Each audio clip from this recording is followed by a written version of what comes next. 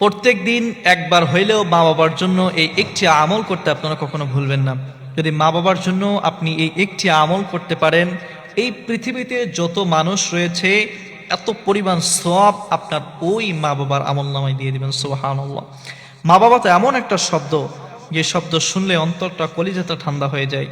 আর মা বাবা এমন একটা জিনিস, যাদের নাই দুনিয়া থেকে বিদায় নিয়ে যায়, তারাই বুঝতে পারে যে মা বাবা আসলে কত বড় একটা সম্পদ। যখন আপনার বাবা মারা যাবে, আপনি চাচাদের কাছে যাবেন, তখন আপনি বুঝবেন যে বাবা আপনার জন্য কি ছিল।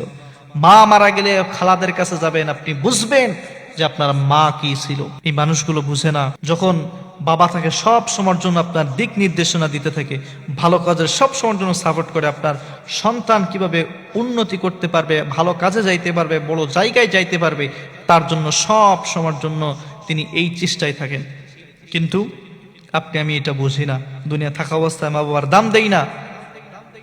মা সব সময়ের জন্য আপনার মাগফিরাত কামনা করতে থাকে, তাকে কিছুই দেওয়া লাগে না মা বাবার জন্য।